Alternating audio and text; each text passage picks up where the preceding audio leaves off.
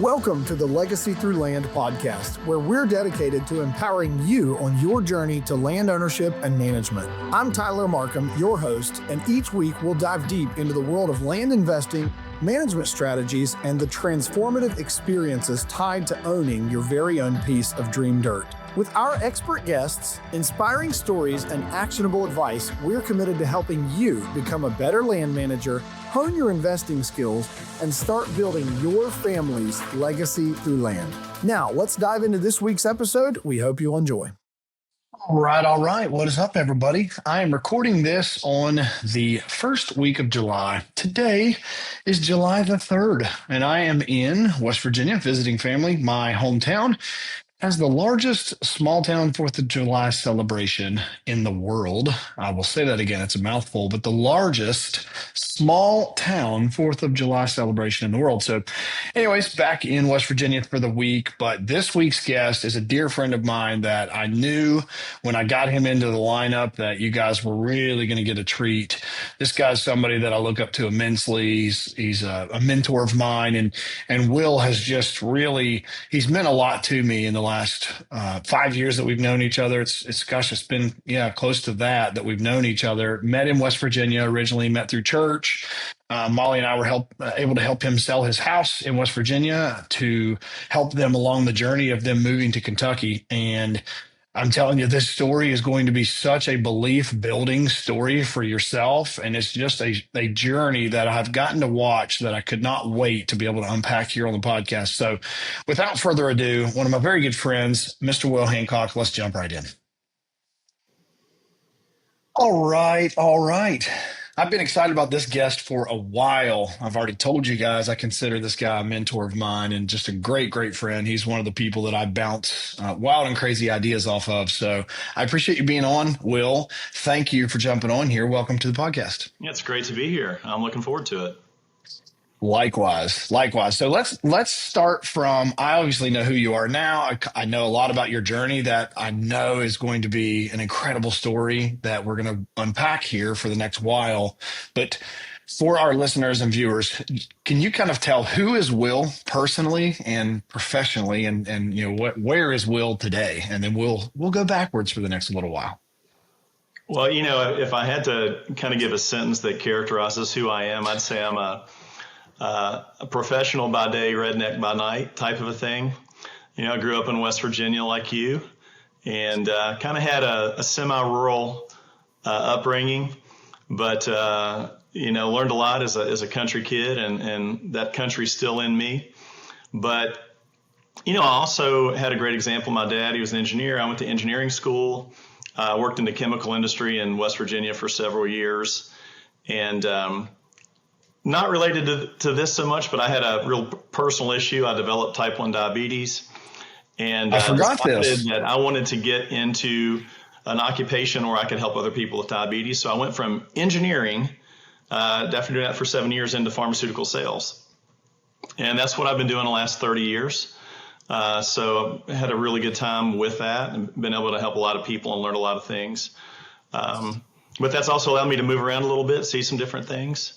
And, over the course of time, I've kind of gotten back to my country roots. We're living in Kentucky now and on a small farm. We have a huge garden. We've got 5 kids, 2 are still at home. So we got a lot of fun stuff around that. And, as far as you and I meeting, I remember when I met you, Tyler, you were not an easy person to get to know. You probably don't remember it that way. Here we go. You were drumming at the church. You came in, you just guy out of nowhere comes in and starts doing the drumming. And I'm like, this guy seems like a pretty cool guy. I'm going to go up and say hey to him. It's at church. You're kind of obligated to say hello back. It's part of our civic duty, Yeah. And you really didn't do a good job with that. I remember coming up and introducing myself, and you're just kind of like, yeah, you brushed me off. I think maybe you thought I was a groupie or something like that. I don't know. But I think I was intimidated by his. And, here we are. I love this. I usually roast my people on the podcast, but here I am getting roasted. No, I'll take that back. I had Neil DePew was last week, and I roasted myself with Neil. But I'd say Will's interpretation is fairly accurate. I will now, rebuttal that with Will is one of the prettiest dudes I know, and I know he's married to a woman, so just want to clear that up really Mm-hmm. quickly. He's one of the prettiest dudes I know. I don't know that he's ever had a 5 o'clock shadow. I don't think he ever has in his life. He'll probably shave after this podcast, I but if shaved I right think, before this podcast, actually. see, Yeah. so Mm-hmm. it's out. I shaved before this podcast last night too. Look at that Mm. jawline. But Of course anyways, you did. Will is probably very right, and I think if it's early enough, Will, I'll give myself some credit here that if it was early enough in our churchdom there at Southridge Church, I probably was a bit of a hermit myself because we were trying to find our space. But I don't know, you Yeah. probably nailed it. So, two weirdos eventually start connecting. Will's weird in much different ways than I am, but hey, I want to circle back. You said semi-rural upbringing. I like that. I like that. It's kind of like, we're flirting with the metropolis, but we still catch crawdads in the creek. I do have to ask, and you guys are already going to see, Will and I will just have so much fun on this podcast. He is one of my favorite people in the world.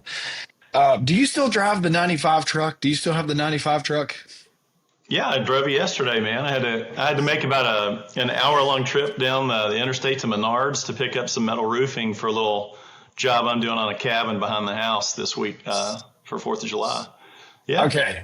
All Now, right. So let's do this. granted, that's a 30-year-old truck, and it's got the inline 6, 5-speed, and you can't really go modern interstate speeds in that truck comfortably. You have to. It's when I set the cruise on 65 and stay in the right lane, basically, and hope a semi truck doesn't run up my tailpipe. Yeah. So this is going to be great after this podcast is over and you guys see the legacy that Will has built, which is easily one of my favorite stories, easily one of the most belief building and empowering stories to watch. So after we're done unpacking that, circle back in your brain. Dude's driving I might have missed this, 95 or what year is this truck? 95 F-150 has 248,000 miles on it. Yeah. Regular cab, long bed. Correct. Yeah. Bucket seats. Yeah. Hey, do you have Yeah. the corner windows that you fold in to get the air? We call them the cigarette windows, Yeah. In the old days, you could have your finger right there by the window, and that cig smoke would just be drug outside. It's perfect. My kids love to talk about it. They love to open those little cig windows. Yeah. Hold on. Do you drop them to school in that, or they take a bus? Well, they take a bus, but Okay. interesting. My twins are turning 12 in August, and they both know how to start that truck down the driveway in first gear. Let's go. As almost 12-year-olds. I mean, I'm talking them sitting in the driver's seat, putting it in first You're talking gear. it's a standard shift. It's a standard shift. Oh, my goodness. They're not going to be able to get their license until they can drive a standard transmission. It's a requirement. I don't care if they don't make them anymore. That's just. Amen. That's in the Bible. I know it's in there somewhere. So it's in the redneck Bible for sure. Yeah. Molly can drive a standard. I said the same thing about our daughters. Like, I don't even think they know what that is. I don't even think they've ever been in a vehicle that does that. I miss it. So, okay. People miss something, Tyler. They think, why would I need to know how to do that? Because I'll never have to use that. Right? That's a common thing that you hear around education or any skill building. Why would I ever need to learn that? I'll never use it. It's the process of learning something that's important, right? And they may never have a standard transmission in any car they own, but they will have additional confidence and they'll feel good about themselves that they can do it, whether they'll need to use it or not. So I totally agree. And, if they watch either the first or the newest Top Gun, they may find themselves getting into a foreign airport and hijacking equipment there that happens to be standard shift to hijack a plane to get themselves home. They've made movies about this. So I'm with you. This is going to be fun. So let's back up to let's give we're going to spend the bulk of the time on what I know Will has built as a incredible legacy family estate there in Kentucky. But we have to obviously unpack We met in West Virginia, Charleston, West Virginia. We both went to the same church. Quickly, I probably said these words to Will. If I didn't say them in these exact words, I meant them. But I truly do consider Will a mentor. He's somebody that I go to for, the biggest woes in my life and some of the biggest wins in my life and some of the biggest, brain dumps and thought-provoking questions. And he's just someone that I respect has journeyed farther along the trail than I have. And so it's been really beneficial to have him in my inner circle. But when we met, gosh, I'm bad with time, but this would have been 2019, somewhere in there, maybe Maybe a little 18. bit before then. Yeah, 18. Yeah. So pre-pandemic, and we met through church, and at that time I was flipping houses. I was also, Molly was a realtor, my wife, she was a realtor, and I forget all this stuff, but I remember Molly had helped sell your house in West Virginia, and it was so crazy because I didn't know, obviously, if you followed me personally or professionally, like I've obviously been on this geographic journey myself where we've left West Virginia and moved to Columbus, Ohio, like done everything new, everything was new. Had no idea. I was basically watching this happen and vicariously watching Will do this thing, very similar to what I've done as far as pick up and move. Like, you picked up and moved, and it was Kentucky, and it was like all this, like, wait, what are you talking about? And you're selling your beautiful home. Like his home in West Virginia was literally a well-known home, an estate, a beautiful home there. What is this? Like it was on, what is this? What are you doing? And I think for me as a visionary, obviously watching that, it was palpable to feel like this guy's a mover and shaker. Like this guy's he's doing things. He's not, and I would say, well, he's not afraid, but you and I would know that means he's not publicly showing that he's got worries or that he's processing things.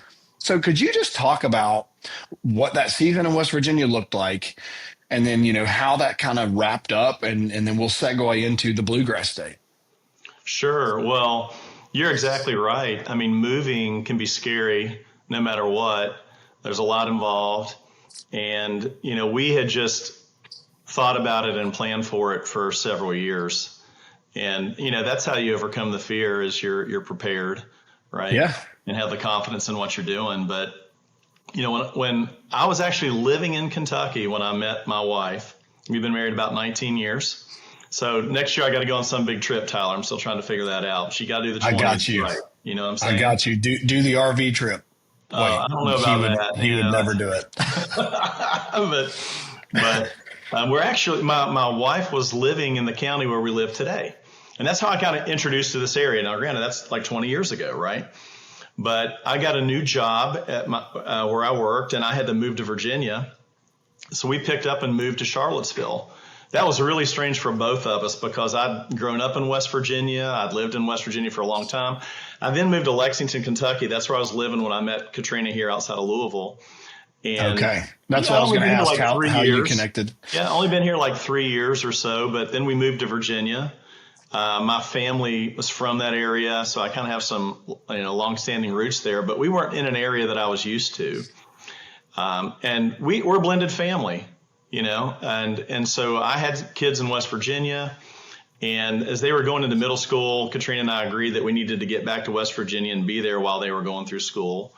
That was a really smart move for us, but, we moved to West Virginia, kind of near my hometown. She wasn't too thrilled about that, being in a place where I knew a lot of people and she didn't know anybody. But we ended up living there 11 years until our kids got out of school. And, towards the latter end of that, she made the professional decision. She had her twins. She stayed at home for 3 years and then decided she wanted to go back to school and be a physician assistant. So the last 3 years we were in West Virginia. I'm, working my job from home, sales, and fortunately I was basically home based, and she was going to school for 3 years at University of Charleston to be a physician assistant. And once that was completed, we sold our house. We bought land in Kentucky, moved to Kentucky, and when I look back at that, what a bunch of stuff we had going on at the same time. I mean, finishing up school, the kids trying to navigate them getting to preschool and all that kind of stuff. Me sometimes having to travel to other states to do my job. Fortunately, we had some family around to help us out from time to time. But we had a lot going on. And I think, when you one of the keys to success, I think, in life is that there are going to be periods of time when you have to endure multiple things going on, and they're not necessarily easy things, multiple complicated things at the same time. And that's not your life, but it might be a year or two, a season of your life where you need to do that in order to advance yourself where you want to be. And if you try to go through life and avoid that, I don't know where you're going to end up, but probably not very far down the road, honestly. Dude, so heavy. And all this is just going to be such great recollection for me as you're telling the story. It makes me recollect when I did get to know Will well after this weird intro that he says I was a weirdo, and I fully dispute that, by the way, just to save my record, but it's probably accurate. But after that, I can remember Will kind of seeing you as like, dude, you were kind of a dad, like a stay-at-home dad. Like there was people would have perceived you as a stay-at-home dad because at that era your kids were young. You're beautifully explaining all this. Like Katrina was in school, she was crazy, you were crazy, running everywhere, but you were present. Like you were always present with the twins. I knew you were present with the twins. We would talk about dadisms. Our kids are in similar ages for his, let's call it phase 2, his second run at daddom. We are, the kids are similar ages. So I just recollect like that being something that I wanted to lean into and see, was this guy who's in the trenches doing what you just said, hard stuff. Like, I cannot say how just relatable what you just said was for our last 2.5 years. Because unfortunately, Tyler, you've done it again. Some of your listeners are going to feel like that I might be a little woke or something. You said stay-at-home dad. That has a connotation to it. I wish it didn't. I was not a stay-at-home dad. I was working full-time and doing quite well, I might say, working. And let's just be totally clear. Well, then let that be a new stay-at-home dad mark. Interestingly enough, before Katrina had the twins, she was also in the pharmaceutical industry. And so we had a conversation, and we're like, well, when you come back to work, do we still want to both be in the pharmaceutical industry? And, doesn't matter what your thoughts are about the pharmaceutical industry. Some people think pharmaceutical companies are the enemy. Some people look at them for the life-changing drugs that are made, whatever, it doesn't matter. You can have your opinion. But what we do know, it's a volatile marketplace, and, downsizings are not uncommon. In fact, Katrina lost her job with a major pharmaceutical company when she was 8 months pregnant with the twins, and she was ready to leave anyways. But boy, it really, really raked her over the coals to get fired. Not fired. She did not get fired. That is awful. I can't believe I just said that. You have to scrub that out of the audio. She got downsized, but it was the perfect timing because she also got a severance package. And I'm like, this is great. This is perfect. But it just bothered her that a company had the audacity to downsize her. But we had this conversation like, it's probably better if we diversify our income. Right. Yeah. And so why don't you go into a different field? And she had always had aspirations of being a healthcare provider. And, as fortune would have it, we were just 15 minutes down the road from the University of Charleston. She had a great background. She had a degree in chemistry and recombinant genetics, undergraduate degree. And she also had her master's. She had a teaching degree. She had a master's degree in education already. So she's a very degreed person, Tyler. But, the idea of her diversifying your income, physician assistant, you can live anywhere. You're always going to have a job. You're going to make good money. And, from my perspective, I'm 6 years older. And I'm like, I need to be able to retire. And she needs to still be able to work. I got 6 good years, man. Yeah, exactly. So interestingly enough, she was downsized being 8 months pregnant with a major pharmaceutical company. And she didn't like that because she was an excellent salesperson, right? She was an award-winning salesperson there, but just that was the luck of the draw. So great. Couldn't happen at a better time because she got a severance package and all that stuff, which was nice since she was going to stay home for 3 years and we were going to be on a single income. But we debated what job was she going to do when she re-entered the workforce, because she wanted to do that. And it's like, do you want to have two people in pharmaceutical sales, even if you're with different companies? It's a volatile industry to work in. I like to characterize it as a higher risk, higher reward industry. You can make good money, but it's not easy to work in this environment certain years. It can be tough. So we decided that she was going to go back to school and study to be a physician assistant, which is like a 2.5-year program, almost 3 years, which required me to take care of the kids at home, which was lots of fun. And I'm glad I had to do that. It was challenging for sure. But coming out on the other side, we were more diversified from a financial perspective, working in different industries, albeit both healthcare. We could live anywhere. She could find a job anywhere, have a really good income. And we were excited about that. And plus, she'd always wanted to be a healthcare provider. And I'm seeing that today. She's been a physician assistant now in cardiology for about 5 years. And, our dinner table conversations are usually around heart catheterizations and valve replacements and all that kind of stuff. But she really enjoys what she's doing. And, I like that. And that's really, really good stuff. But, think about that. So moving, going to school, kids starting in a new area. We're moving someplace where we don't know anybody. I mean, Katrina's from Kentucky, but her parents live about an hour and a half from us. So it's not like we're living next door to them or anything. So, yeah. So let's keep everybody on the edge of their seat still. We're not fully diving into we are in a U-Haul truck headed west yet. Okay. We're going to stay in West Virginia for a second. The process of selling your house, if I remember, Molly was able to help them sell their house. And if I remember correctly, there was a failed contract, or there was something that it fell out once. Is that right? Where we had something happen. I was traveling for work, and I was in a hotel somewhere. I can't remember where. And my phone rang, and it was Molly. And I could tell she was reluctant to tell me what was coming next, right? She was not happy with the news she had for me. And she just said, hey, the contract fell through. And, it wasn't her fault. And, I liken that experience to, my dad always talked about character building experiences. That's a character building experience. I can't change it. It's not the fault of the person I'm talking to. I didn't ever actually meet the prospective buyers face to face. Didn't have any evidence in. I remember just telling Mom, I'm like, put it back on the market, relist it, call the people who showed interest before.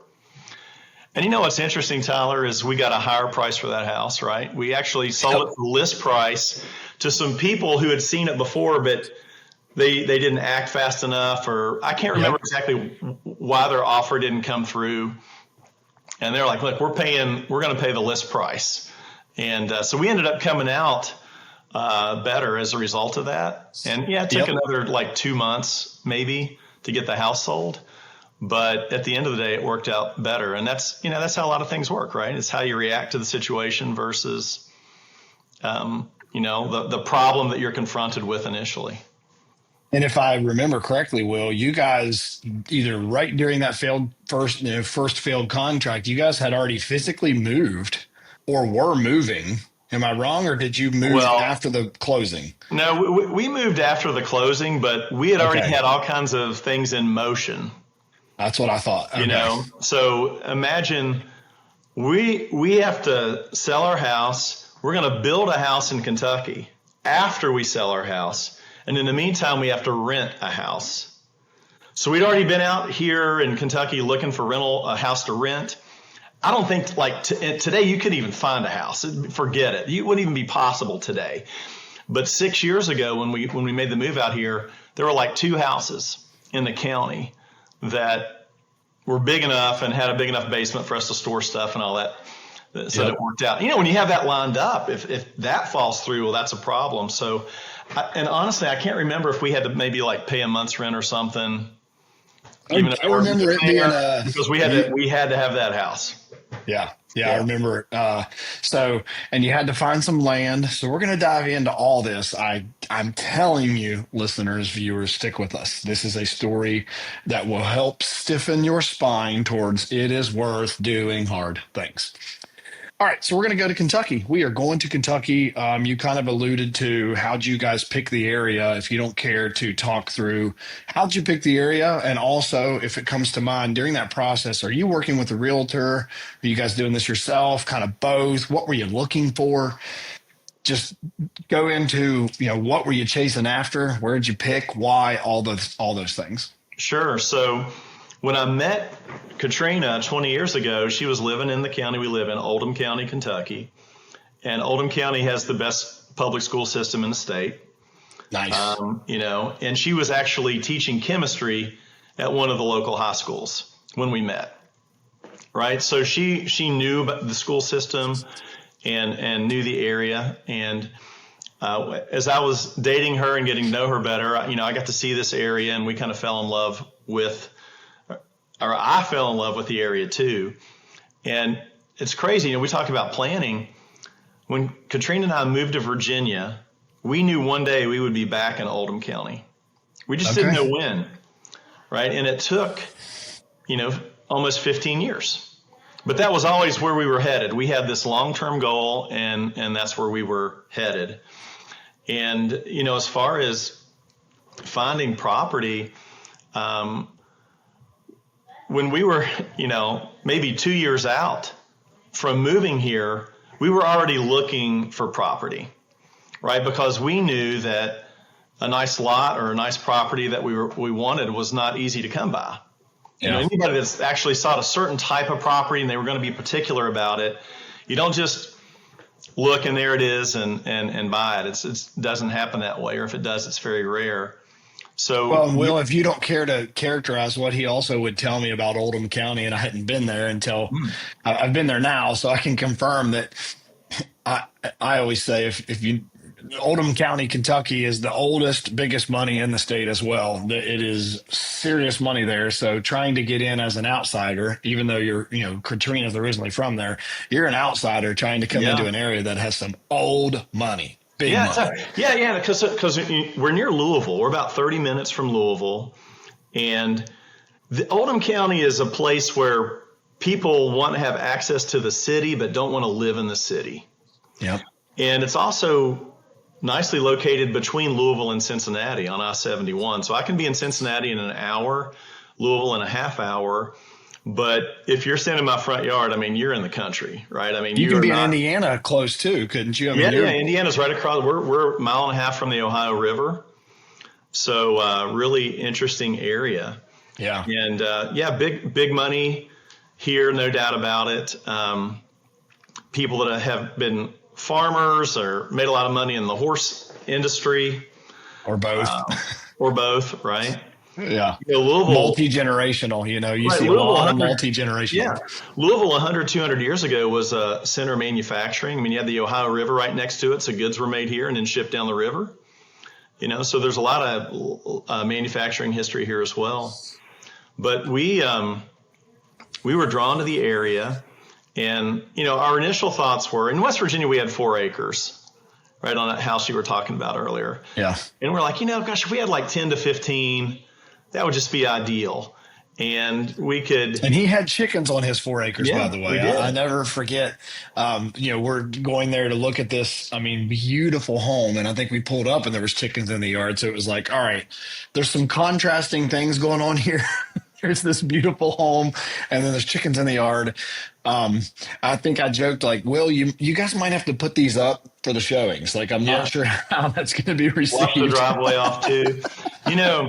Look, I told you, professional by day, redneck by night. And I'll just say, this was before chickens were popular. Today, you go on these subdivisions and you have people that have chickens but no roosters because the HOA doesn't allow, chickens, and they're trying to hide them in their backyard in some trees or something. They don't want a rooster crowing in the neighborhood. They don't want to get fined by the HOA.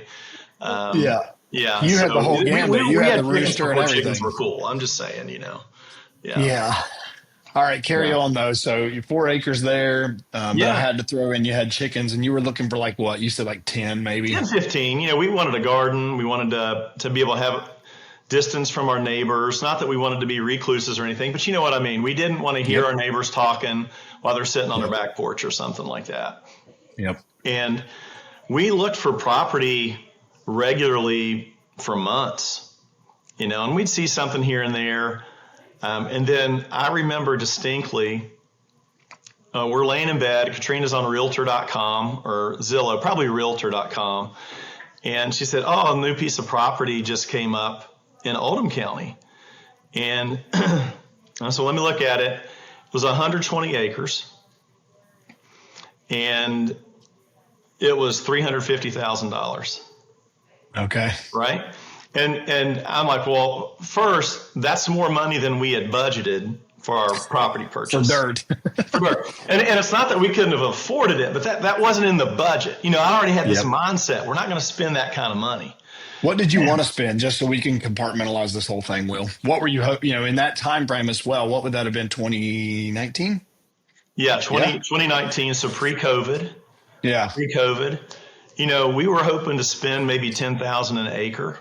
Okay, so $100,000 or 150, something like that. Yeah, that's what we were thinking, and that was the going rate in a nicer area. I mean, that's just what we were, budgeting. And for a smaller parcel, they sell higher as smaller pieces. Right, so. right.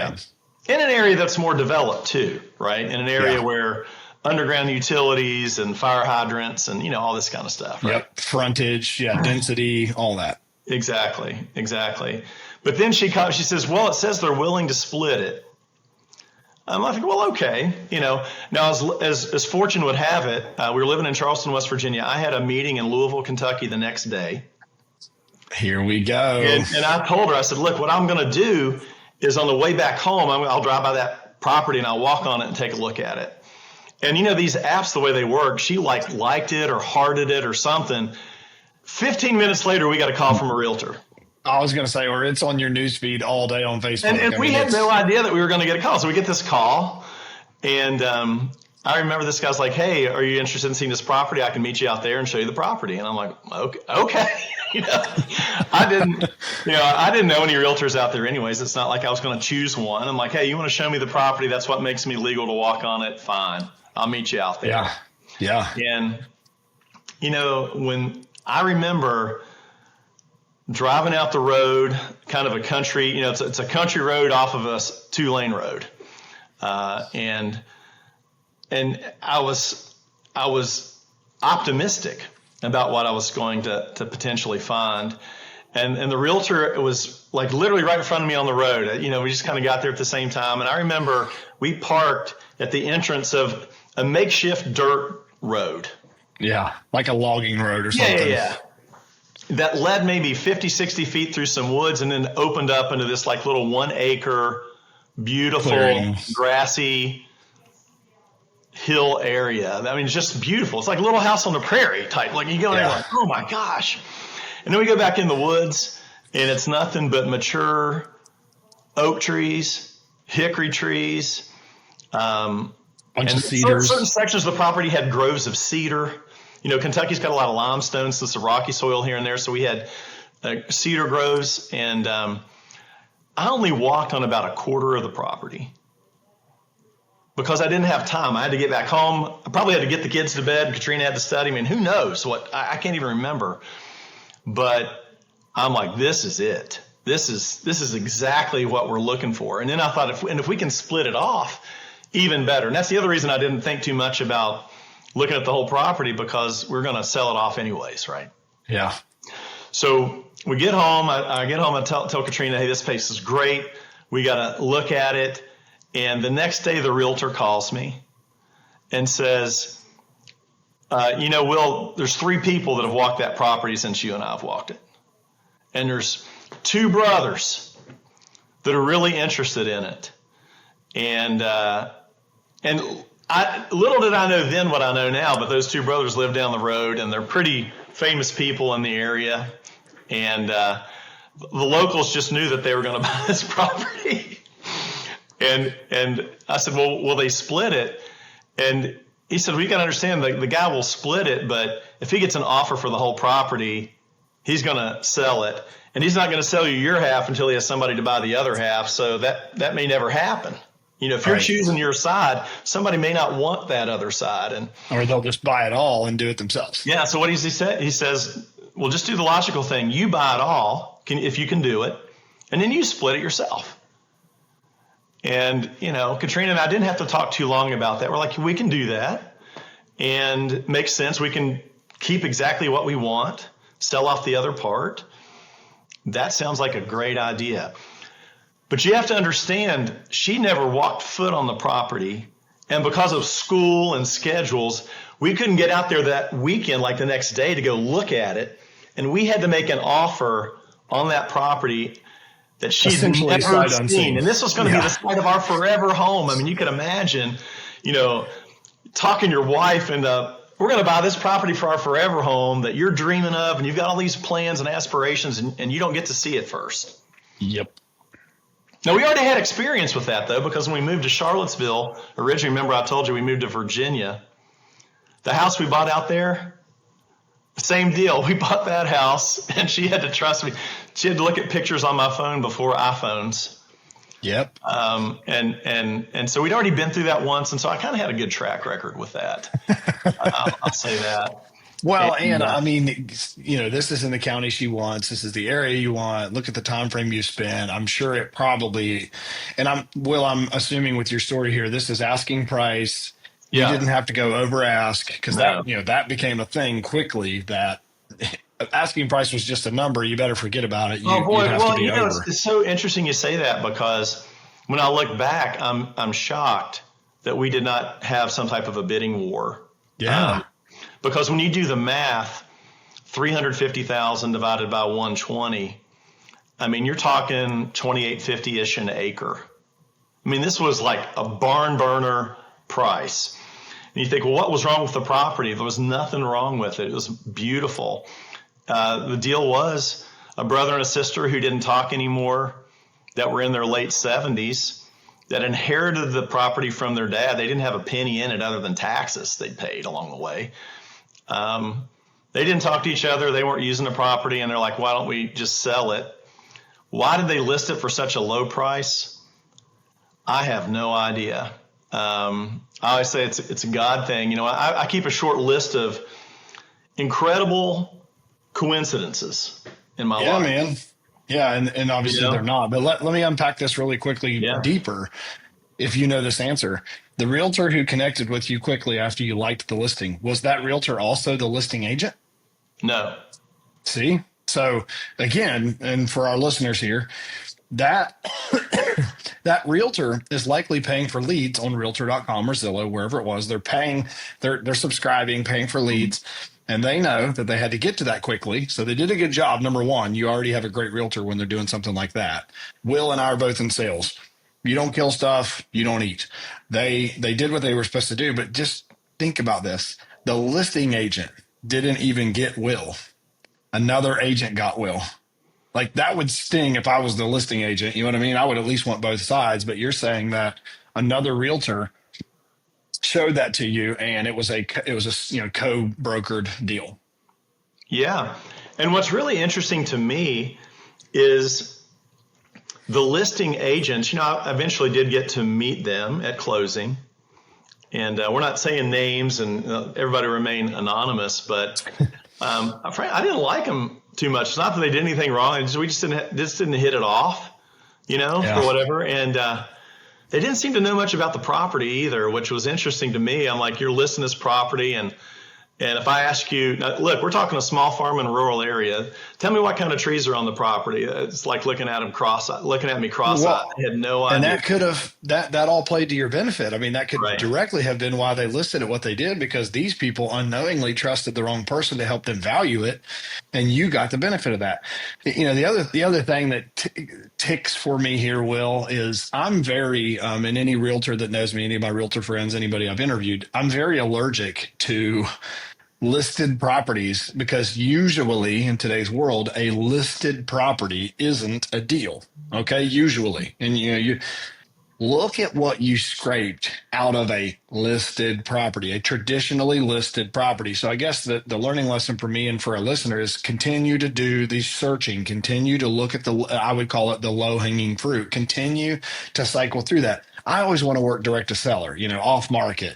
I don't want other people competing with me. I want to be able to nurture the conversation, nurture the relationship, yada, yada. But you bought something just readily available to the public at a great price that you have created a great lifestyle legacy through. So anyway, wanted to make sure that was evidently clear before we keep moving forward. So you weren't impressed with the agents at closing. Gosh, that's never happened to me before. Well, I think the other thing too was I didn't get the sense that they dealt with like small farm or rural property. Yeah. I felt like they There's were another kicker. Subdivision real estate agents. Nothing wrong with that.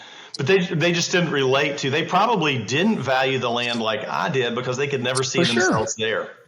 Well, they literally didn't value it like you did. Right. So again, that win, that's a win for you. And I want to back up. And obviously anyone who's listening to all these episodes, if I've interviewed a realtor and they've been on my channel, or they're friends of mine, there's a ton of great agents out there. There's a ton. There's even more lazy, terrible agents. And I'm just saying it how it is, because it's a very low barrier to entry to get into the real estate market. If you basically have a pulse and you want to take the class and you can sometimes answer your phone, you can get a business card that says realtor on it.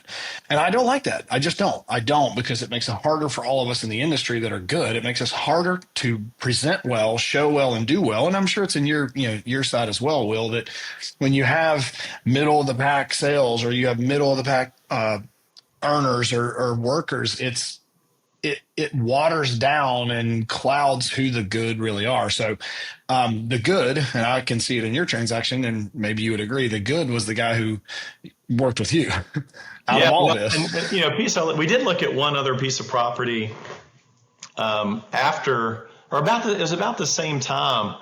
I remember this. And the same guy, because, we didn't know, the same guy went through like a briar patch first. He cut the trail.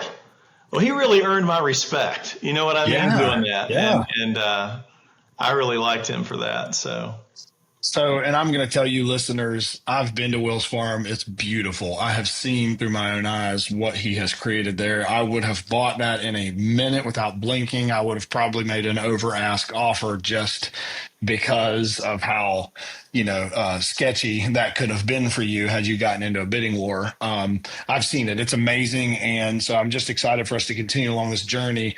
But let's make sure, if you've listened this far, what all have we unpacked that has been scary? He moved from West Virginia, had a failed contract, relisted, moved to a rental home, sold his house in West Virginia that was very nice. I won't disclose price. Very nice house. Very nice. Moves to, I want to say like a mid-entry, not a bad house, but a mid-entry as a rental. Wasn't it? Yeah, I picked you up there one day. It was like a mid-entry, not a bad house, but I'm just painting the picture of, look at how steadfast this journey has been. Tumultuous sale. Still moves to Kentucky. They know nobody. Their kids are getting plucked from schools. I know what that's like. I did it. It's not fun. Kids come home crying, missing their friends, missing church, whatever it is. Lots of change because they knew there is a really great future ahead. We just have to keep pushing. So they do that. You're living in a rental. Now, Will, we've closed on a piece of property. We've talked about how it was to close. There wasn't any turmoil in your closing, was there, other than the potential multiple offers? Everything went smooth. Yeah, no, that was great. And I just think it's like, we were prepared. The things that we could control, we had really good control over, right? We made sure that we had enough money to put down on the property. I will say this, the hardest part was getting a loan for the property because it was land. Yep, with no improvements. A typical mortgage company wasn't interested in giving us a loan on that. So if you don't care to tell who did you work with? Yeah, I worked with Farm Credit. Very good. And interestingly enough, the mortgage companies that I called, they referred, that's how I learned about Farm Credit. They're like, call Farm Credit. they'll get you the land, and then once you get your house built, refinance with us, we'll get you a better rate. That was kind of what they said, and that's actually what we had planned to do. We'll talk a little bit more about that later, what we actually did. But and Farm Credit was great to work with. I think they required 15% down. We were ready for 20-25% down, but wasn't too bad. Interest rate a little bit higher. Yeah. Right. Do you even remember back then? It is land. Do you remember what it was then? Just because I know, obviously, if we fast forward COVID era, you went into the twos in fixed rate mortgage with the structure. Do you remember what your rate was back then? Yeah, for the land, it was around 6%. Oh, but at the time, I think you could get a mortgage, like a 30-year fixed mortgage, for around 4%. So the mortgage rate still hadn't bottomed yet. We were on the way to the bottom at that period of time. Yep. So maybe paying about two more percentage points for land. Okay. And obviously everyone can calmly assume Will isn't 440 credit. I think he's 520 today. He's doing a little bit better, but anyway. I'm shooting for 6 next month, Tyler. He's got to pay off that 95 Ford. Well, look, here's the other thing. I left this out, really important. The last year that Katrina worked, the last year she worked, before she had the twins, we banked her salary for that whole year. We learned how to live on one income, and we knew that we would need lots of cash to put a down payment on property or something like that. Yes. And interestingly enough, we never even had to use that money. So, we're not aggressive investors. We're very conservative. We had a plan. When we bought this whole property and paid 3 times more than we had originally budgeted for land, that was a big deal at the time. Looking back, we're like, that made complete sense. What a great decision. In the middle of the moment, though, it was not easy to do because that wasn't our plan. Right. But I think the other thing you have to be able to do is adjust. You have to be able to step back, see the bigger picture, do a real evaluation. Is this something we can really do and comfortably afford? We didn't want to be stretched. We didn't want to be put in a bad position financially at all along the way. And, we're fortunate to be able to not. But that's a result of us just living a lifestyle below our means. You made fun of my truck, what you like to do. I love that truck. I know you love it. But let's face it, you're jabbing me a little bit on that. But, I haven't purchased a new car in 30 years. There it is. I'm proud to say it, right? I'm not like you. I don't go out and buy these big fancy trucks that you really don't need, that you slow down to 2 miles an hour to go over a little curb because you're worried you might hurt your heavy duty suspension in it. I know you guys, I follow you all the time, but, we've made some frugal choices about some things. And as a result of that, we were in a position to move on this and do a little bit more than what we'd anticipated originally.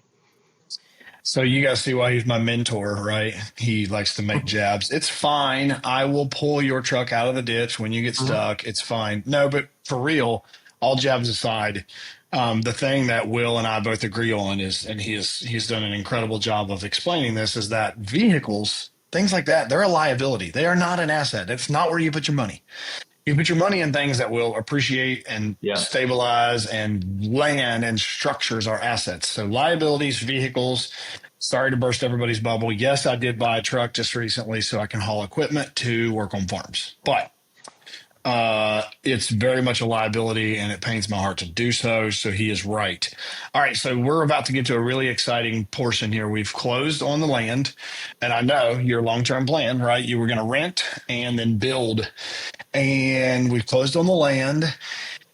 We're going to get to the building portion next and kind of walk us through what that looked like.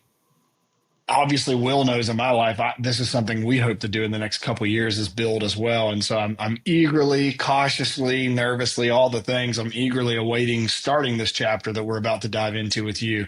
Tell us about the build. And just so everybody knows, he could zoom out here if we had a way to do so. He is in his beautiful home as we speak.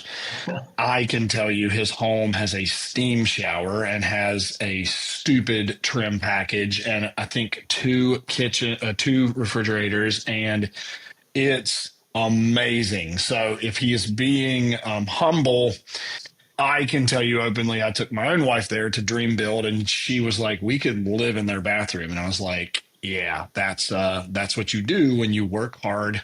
You're stable, you make great decisions, you have equity and options. You get to build these type of dream things. So enough of the intro to you built a stupid awesome house. How did that go for you? We loved it. We loved it. I mean, anytime you build a house, there's going to be ups and downs. There's going to be disappointments. There's going to be issues you got to work through. That's just part of the process. And if you accept that up front, it's not going to be a big challenge, especially if you're working with the right people and properly vet people that going to do the work. So I'd say that's where we started. In West Virginia, I knew all kinds of builders. I could have picked the right builder, knew I was getting a good person. Out here, we didn't know anybody. So we had a process. We're like, we're going to interview 6 builders. We're going to meet them at the property. And we're going to give them a little bit of a vision of what we're looking for. And then we want to hear what they have to say. We don't want to give them all the details and say, can you do it? All right. We said, this is what we're thinking, but what would you do? Yeah. And we knew at the end of the day, we were going to make the decisions. We weren't looking for their advice. We wanted to see, though, that if they had the mental capacity, creativity, the vision that we had. And we also knew it was going to be at least a year-long process. And we're like, we're going to have to work with this person for a year, and we need to like them. So we need to see their personality, understand how they communicate, figure out if we jive with each other. And that's a huge piece of advice I have for anybody building a house is interview multiple builders. And at the time, too, we didn't have a floor plan. We were still trying to figure that out.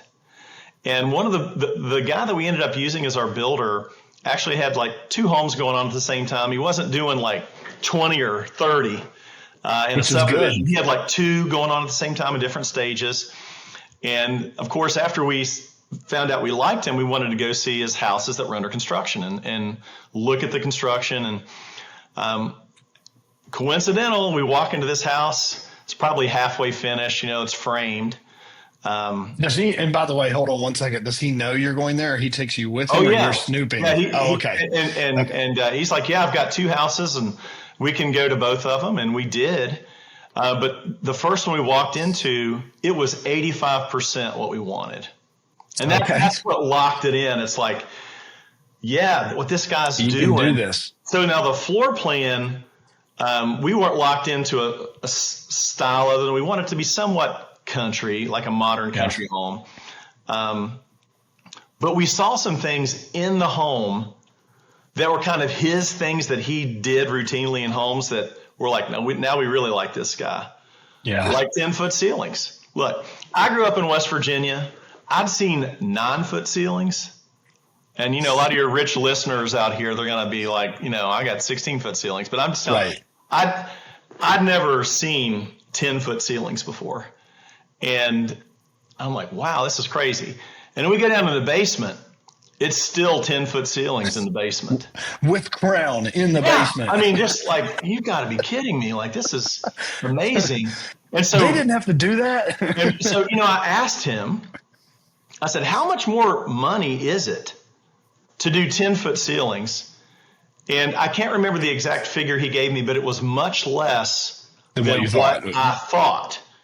And I thought, I can't understand why more people don't do it. Now, of course, in today's world, more modern homes, you do see more 10-foot ceilings because honestly, it doesn't cost a lot more to do it if people know what they're doing.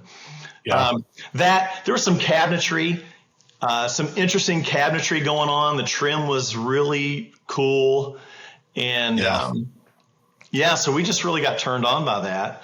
And, fortunately, we were able to negotiate a cost plus contract with him to build the house. Gotcha. So instead of him giving us a price and then every time we wanted to do something different, we had to modify it because we knew we were going to change our mind 100 times and add 50 things. And that's just the way we are. And we agreed to a cost plus contract. And that meant that we were going to pay him a fixed amount of money to build the house as the builder. And then whatever additions we made, we were just paying for it 100% with no markup. Okay. All right. Now I was going to say, I wanted you to unpack that terminology, cost plus contract. I like that. How did you know, Will, that he wasn't marketing it up? Not marking. I say marketing too much in my life. How did you know he wasn't marking that stuff up? Because I could see the invoices. Okay, and you just mean it was material, the material Right. cost, Right. plus a labor cost of some sort. That's right. So, and the fixed fee was the builder's fee. Right. Okay. He got paid as a builder. Yep. We had to pay the framers and buy the framing material, but we paid whatever they charged the builder as a subcontractor. Got you. Yeah. That makes sense. Well, and what's interesting, like when we bought some of the materials, like kitchen appliances and plumbing stuff, like for the shower you're talking about, those vendors wouldn't ever give us the price because they're used to working with the builder and letting the builder have a builder markup and all that kind of stuff. But at the end, we were able to see the receipts and know what we were paying for things. When we would go in and we'd price something in the showroom, we'd get the builder's discount. Yep. But we'd pay the builder's discount. Right. Yeah. Yeah, because the builder's discount was for him to mark it up and make the meat in the middle. So what's the hard part? So what's the hard part of that? I'm being very transparent here. Here's the hard part. So when we signed the contract with the builder, he has this builder's fee right there, a big number. Right. Just line item, right? Like, can I guess it? Have at it, yeah. You're going to tell me I overpaid, probably. No. Here's the thing, guys. I've been to Will's house, and I'm in my parents' house right now as we're recording. It's a beautiful home. It's a beautiful, beautiful home. Your house is like 2.0 of what they did. So I know what Will got. I know some of the doors and trim packages and things. And all that extra takes more time, bandwidth, everything. So his builder's fee, it was $100,000 at least. 120. Okay. All right. 120. And so like when you think about that, I wouldn't do it for less than that, and I'm not even a builder, dude. You're signing that contract, and you're thinking, wait a second, I'm paying for all the labor for my house and all the materials for my house. Yep. That's whatever that is. Another 120. And then I'm going to pay $120,000 to the builder just for him to be like supervisor and get the subcontractors lined up and order the material. Yep. But there's that is a surface level evaluation because this is a custom builder that's been doing it for over 30 years. He started out as a framer. He did finished carpentry. His subcontractors were top notch. I mean, you talked about the cabinetry and trim. Our trim guys were unbelievable. You bought all of his pipeline. You bought all his acumen. You bought his experience. You bought his safety. It's invaluable. It's just like anyone who says, you could go plumb that sink cheaper yourself and I can do it faster and charge you more, but you're buying my safety, you're buying my knowledge, and you're buying me doing it right the first time versus you fixing it for. I mean, I wouldn't even have heartburn about that. We're going to be on this journey of finding did you guys use an architectural designer, by the way, or an architect? We did not. Okay, you didn't have to. So see, that's another thing. This builder, obviously, he has enough acumen in that space that he either used one himself or you had pre-made plans that he customized. How did you get to what you picked? Yeah, so the house that we walked through that we really liked the floor plan, he had the blueprints for that house. It was actually a Southern living floor plan. And if you've ever looked at floor plans, a lot of the Southern living homes are just beautiful. They're laid out well. Great architects make those plans. And so we rolled those plans out on his kitchen table at his place. That's another thing. I went to his house, got to see where he lived, and just see the trim package and just. Well, and someone comfortable doing that, they don't have something to hide. Right. He was comfortable showing you. This is a big one, guys. I've done a lot of construction, used to flip houses. That's, what Will just said, you need to take away from this is that, he was willing to show you his own house as he was building. He didn't tell you, well, the customers may not want you to walk through. Well, we're just really busy, or I don't want you to go over there. We're really behind and it's muddy because the drywallers got stuck in the yard. He didn't say any of this stuff. He told you can go to two of his houses. So he's proud of his product, and he took you to his own house. Yeah. That's big. That's really big. Like in the vetting process, honestly, and maybe you don't remember, Will, but you were going to look at 6 builders. Did you get far enough with any of the other ones that they even said they'll let you see other projects or come to my house? We did. We walked 3 of the builders including the one that we chose, we actually went and looked at their house. They had houses under construction that we went and saw. And would you use the guy again? I never saw a quality issue. I mean, these builders that we interviewed, I think the quality of their construction was really good. But, you know, when you're building quote unquote custom homes in a subdivision where there's maybe 50 feet between the houses, that's one type of home. Yep. Versus a custom home, maybe where the lots are 5 acres. Right. You know what I mean? And it's just a different style. And even the interior touches, you know, a lot of these builders were building spec homes that they were just building. They say it was custom because they're picking everything out. It's nothing like it else anywhere around. But they're still just turning around and selling it. And you kind of get a feel for their style. Yeah. And, you know. My realtor in Columbus said this term, you'll like this. It's the same in Louisville. It's the same in any big city.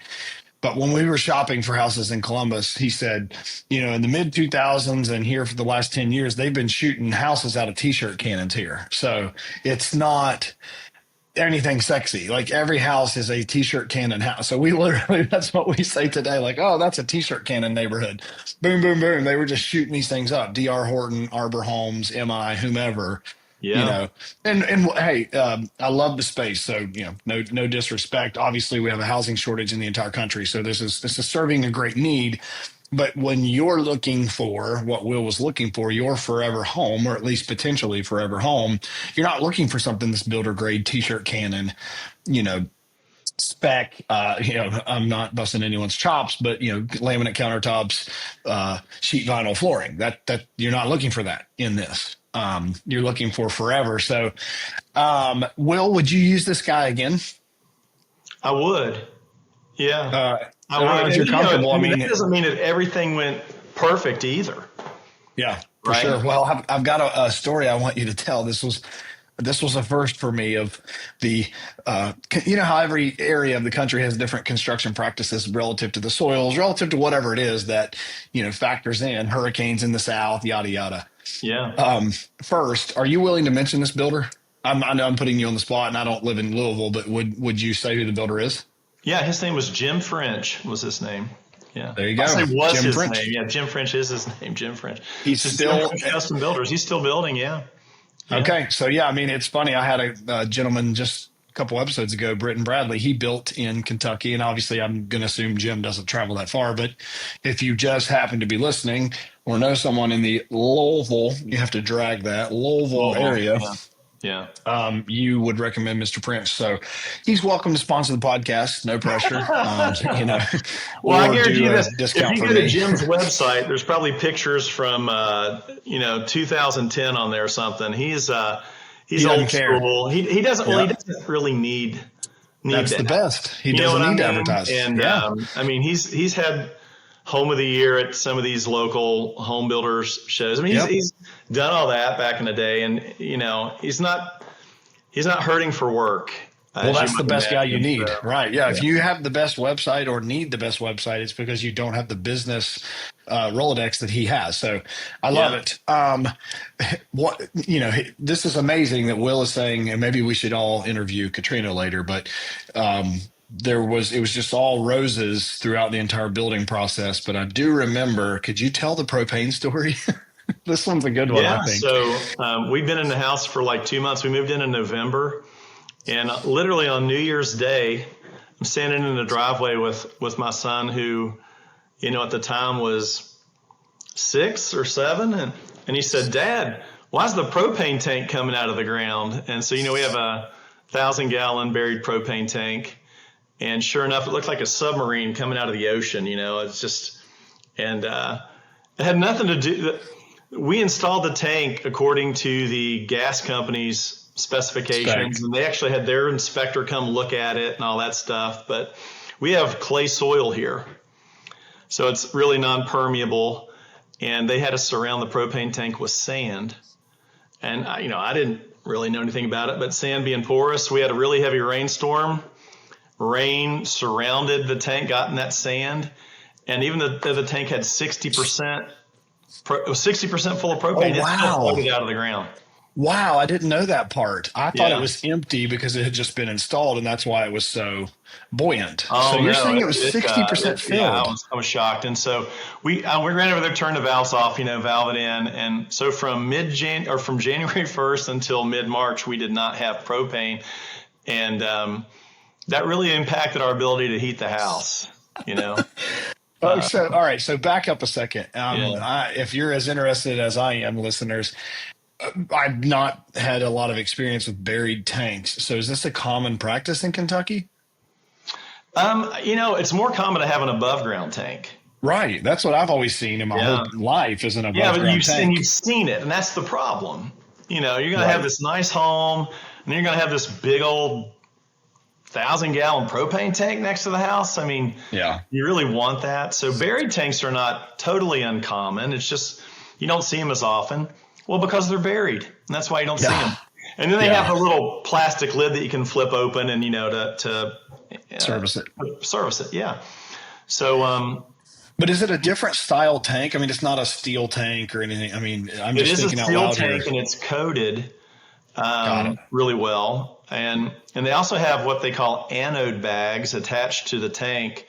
So those are instead of the tank rusting, the anodes in these anode bags rust. It's like an electrolytic process or something like that. And this is super random, but did the installers or whomever you got this from give you any kind of a lifespan of this tank? Like how long will it last, or should it last? No. Who knows? I don't remember. They probably did. Probably still like a typical.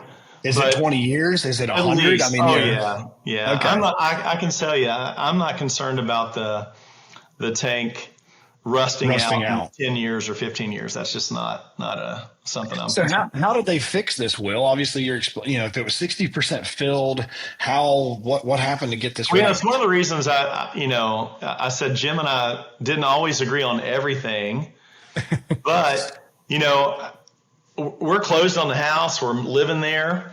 And I called Jim and I said, Jim, the propane tank's floated out of the ground. Now you got to remember, Jim did not install the tank for his specs. He helped install the tank. He helped the propane company because he had a little piece of equipment to dig the hole and put the tank down the hole under the supervision of the inspector from the gas company.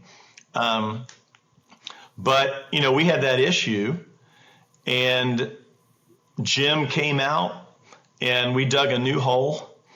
And we put a concrete pad in the bottom of it and bolts and stainless steel straps, and we strapped that tank down. And we didn't put any sand around it this time.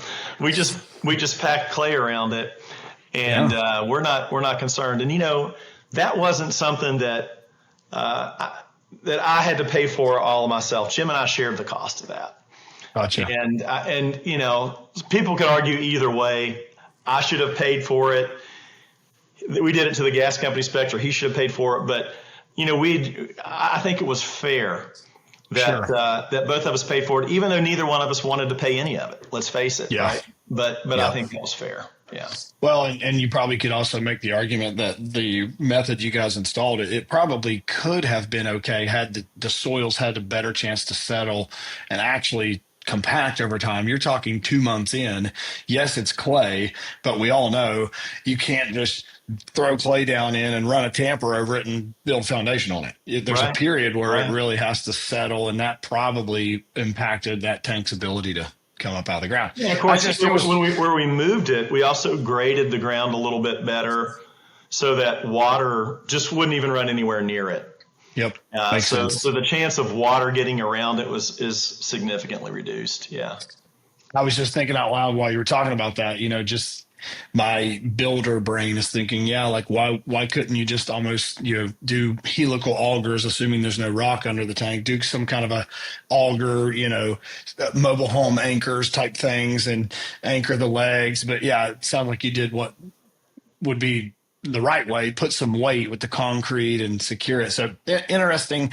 I remember, Will, we were on the phone. I don't remember why, but we were on the phone about something. He's like, my propane tank floated out of the ground. I was like, I didn't even know they were in the ground first. Well, here's what I would say. If I were going to start from scratch again and bury a propane tank, which I would do in a second, I wouldn't have an above ground propane tank. I'd spend a few $100s in concrete, and I think those stainless steel strapping systems are like $200. They're not expensive. Yeah. And I just do it that way from the get go, have an extra $1,000 in it or something like that, and just have the assurance that it was never going to be an issue. Yeah. Yep. I agree. Yeah. I mean, you could even bury those lag bolts into the concrete and bolt it like you probably did. I mean, exactly. That's exactly how we did it. Yeah. Yeah. So, all right, let's jump. Let's continue to keep going here. So, like, this all just sounds like easy, roses. He built the home. It was without issue. I really would love to have Katrina's opinion on this, of maybe there's things that she thought were an issue that might not have been. I don't know if you had the blue tape walkthroughs or, anything when you get close to the big move in that sometimes can be problematic. But what does life look like for you guys now? And let's back up to paint the picture of, before we started recording, Will said, we were living on the farm, no masks, no problems, so I call it the pandemic. The pandemic happens. If I'm thinking correctly, Will, would this be during construction of your home? Yeah, because I remember coming to the house one day.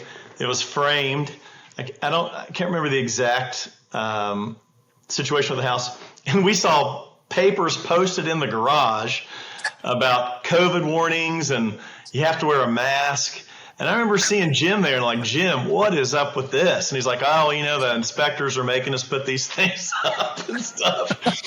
So yeah, I mean, we were dead in the heart of COVID. We started before, and lucky. We ran into a couple issues. I mean, you had labor problems, people just not wanting to work, and they were making money not working. That's why they didn't want to work. Making money not working, and then even getting material supplies. So because people weren't going to work that manufacture items used to build a house, we had our kitchen fully installed before the house had siding on it. Wow. I was going to ask you, how bad was the COVID, ripple effect in your build? What were you closer to finish line before we had all those material and supply and cost issues? Halfway through.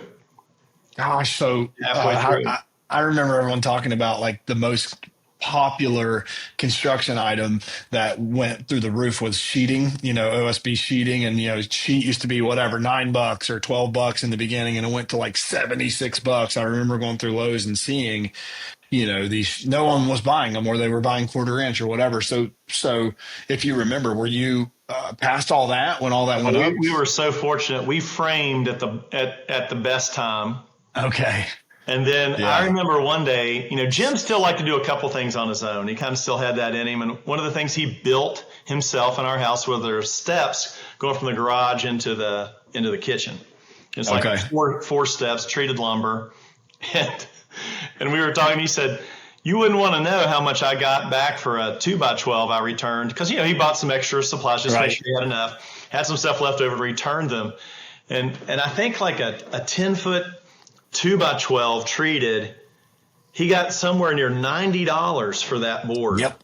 Yeah, and probably paid like 30 if or we 20. had started framing today, how much it would cost to frame this house? And I was like, well, we wouldn't have done it. Right. There were so many people just stopping, and that was, man, what a time. So, what does it look like now? I mean, I know, because you said huge gardener. You guys were kind of gardeners in West Virginia, or you were, you had things going there, but I do know this is a huge part of your life now. What does it look like now on what you've built? And then we'll we'll recap the whole cake there. What's life look like now?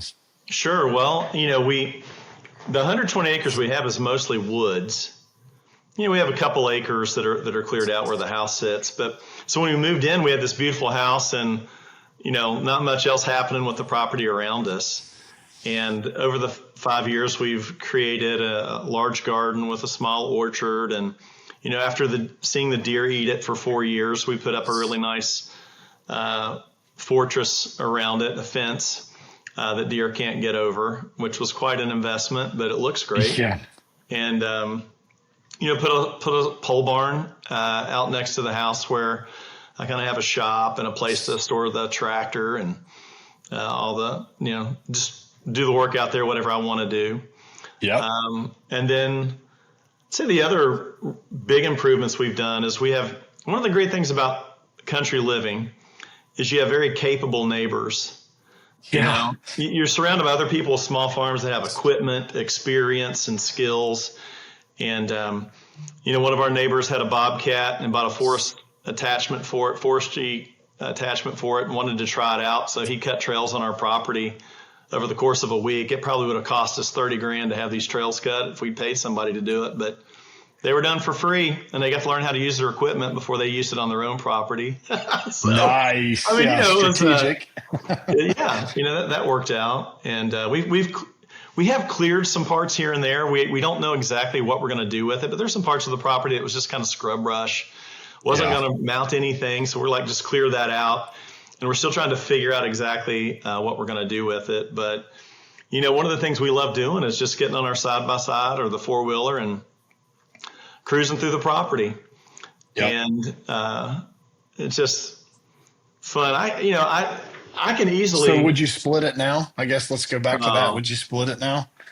No way. And why didn't you split it? Because you guys decided we kind of skipped a segment there. You didn't split it. You bought it with the realtor's ideology, or you bought his ideology of you buy it, you split it, but you didn't. So walk us through why and what's that feel like now to hear, hey, would you split it? Well, 120 acres, I feel like the first 6 months, every time we came out to the property, we'd see something new. And what we saw was that there wasn't any one part of the property that was significantly better than the other. They each had, parts of the property has different characteristics. It might be a creek.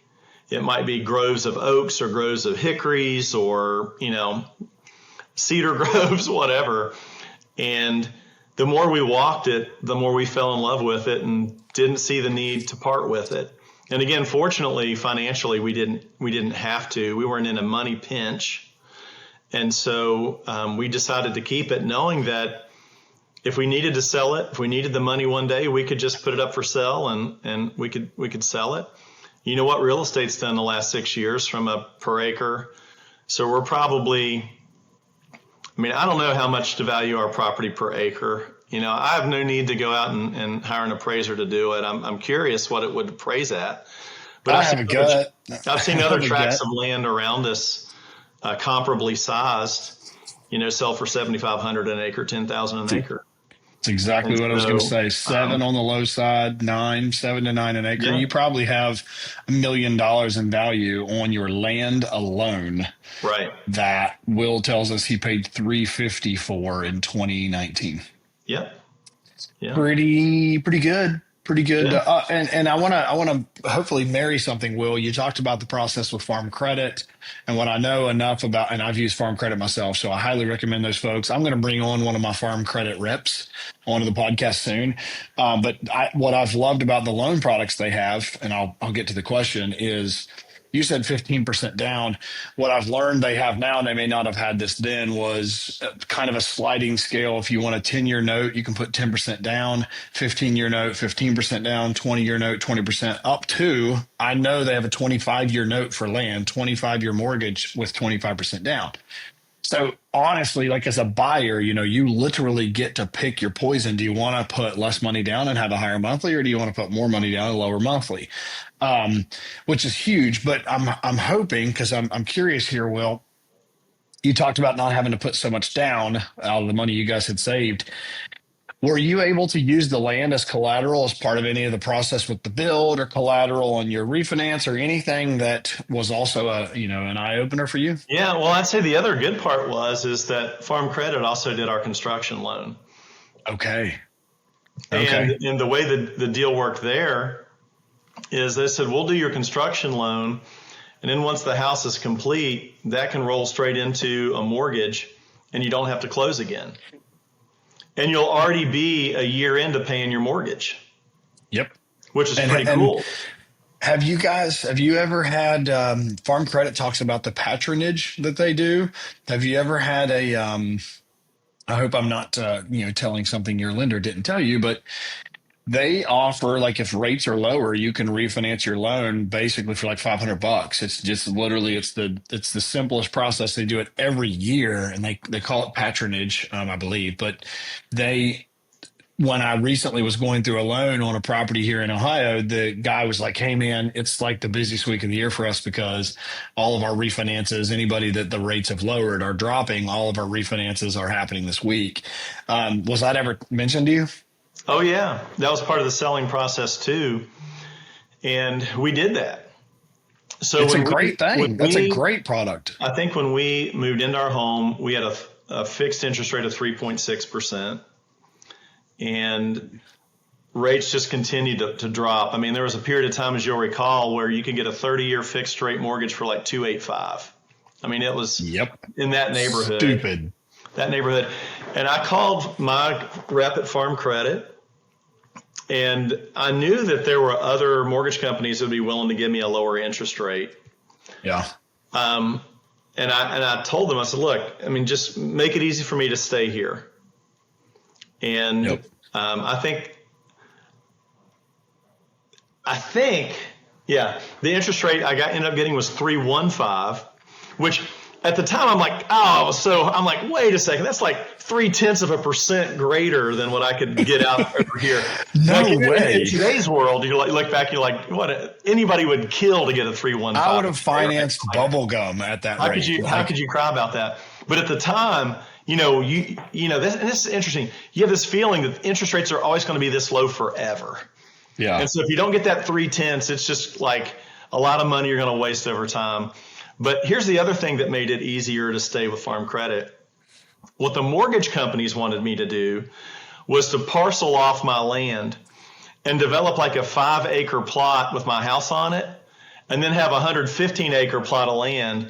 And they would do these numbers behind the scenes where I'd own the land and the mortgage would only be on the 5 acres in the house because they didn't want the extra 115 acres. And I'm like, I want to get a survey and do all this title deed work and, whatever.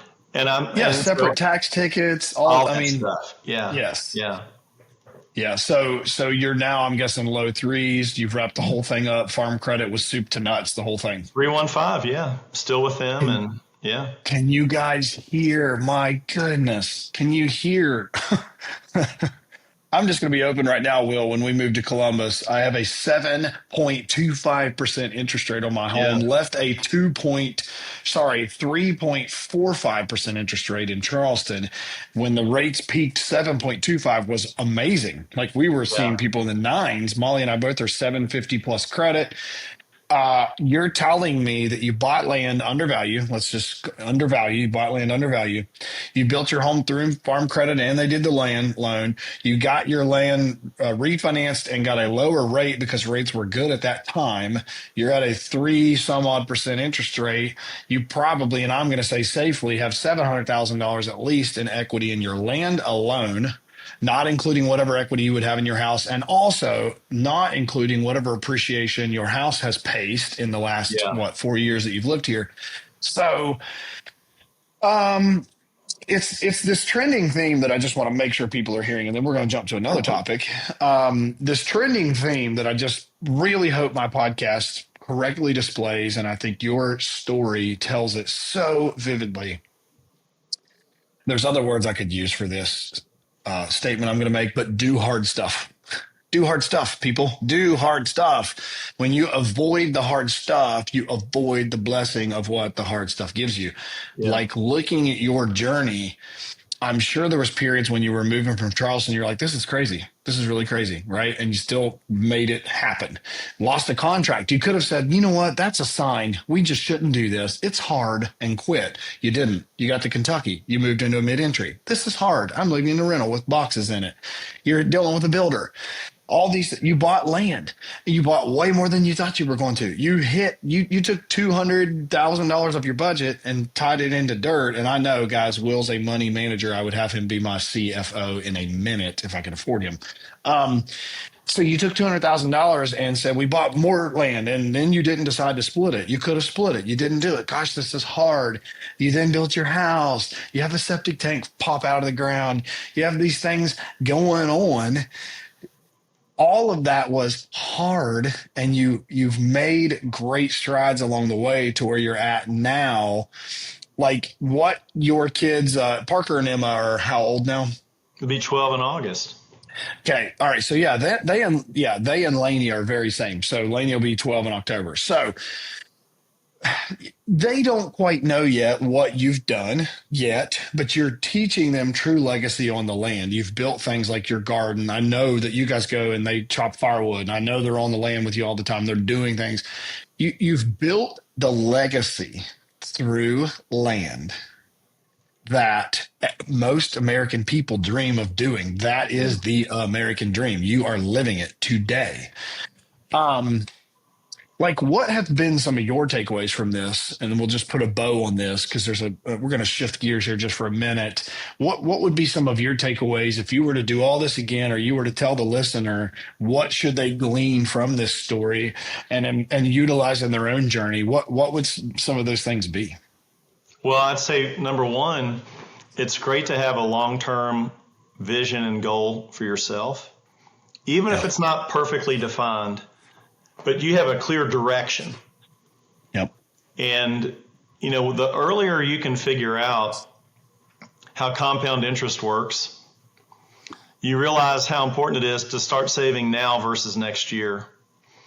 And that's one of the things we did really well from the get-go. When Katrina and I first got married, we were saving money. We were saving more than most people, and we weren't spending our money on things that we didn't need. That was a big one.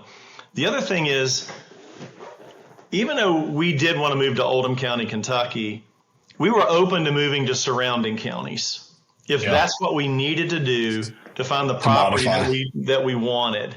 We knew we wanted to live in a more rural setting, have a nice garden, that type of thing. We weren't going to compromise and move out here into a subdivision with 2-acre lots. It just was not going to happen. So we had to realize that it might be Shelby County next door, or one of these, Trimble County next door, Henry County next door. It wouldn't have been ideal, but we were willing to do that if we needed to. So we had some flexibility. And really where the flexibility came through was the fact that we bought a bigger lot than what we were looking for, right? Yeah, we didn't have to flex with the county, but we had to flex with the land we bought some. And coincidentally ended up being a great decision. But you know what? Even if we had found a 10-acre lot that had been right, it would have still been a great decision based on what real estate's done. I mean, we would have made out phenomenally well with that. Yep.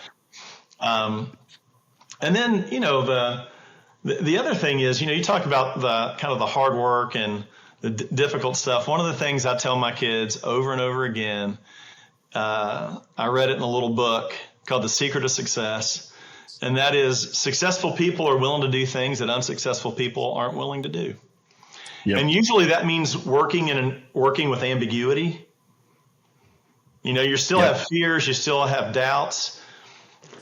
You don't know exactly how it's going to end up.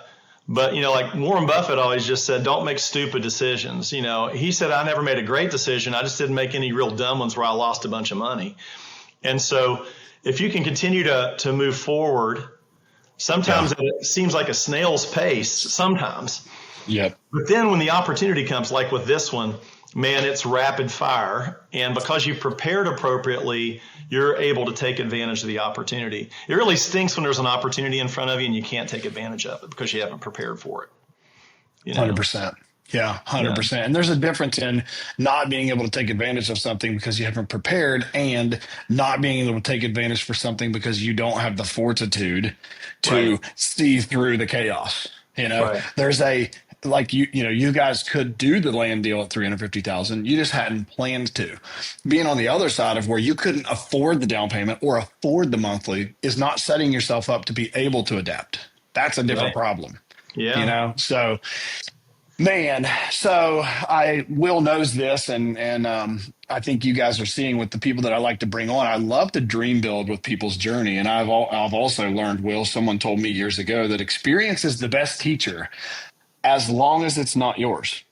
And I love my own experiences, right? But the faster way to short circuit or hack, plagiarize a success path to make it your own is to learn from someone else's failures and wins and plagiarize them along the way. And so Gosh, this story that I've known from Will, it's been belief building. It's just if you dream of like, hey, could this ever happen for somebody? Am I making a dream up that's unreal? You're not. You're not. Work really, really hard, be really, really steadfast, live below your means, be stable, do a good job at making hard decisions, making them. Indecision is also a decision. I always, I like to throw that out there. Making them can afford you to where you're at today.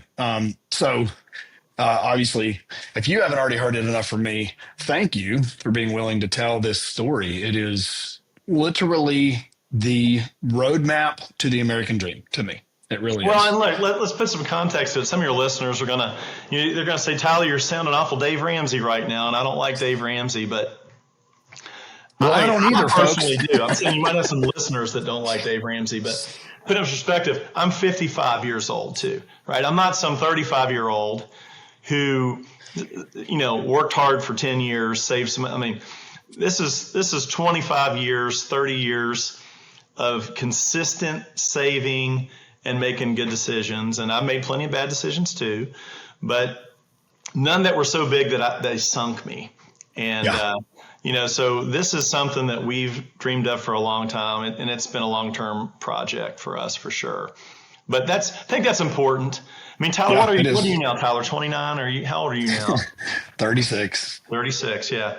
So I was nowhere near when I was 36 financially where you are at 36, nowhere near it. And, it's interesting for me to hear you, gosh, Will's place is great and the house is beautiful, and it is. But, 20 years ago, I couldn't have fathomed that I'd have the ability to be where we are today. But again, it's just like the magic of compound interest. The first 15, 20 years you're saving money, it doesn't seem like a lot. Yeah. But that rule of 72, you divide 72 by the interest rate, and that's how many years it takes for your money to double. So, 10% interest rate, it's going to take 7.2 years for your money to double, something like that. Yep. Well, it's the last couple doublings that are the big ones. Yep. But if you haven't started out, you're not going to get the last couple of big doublings. 100%. 100%.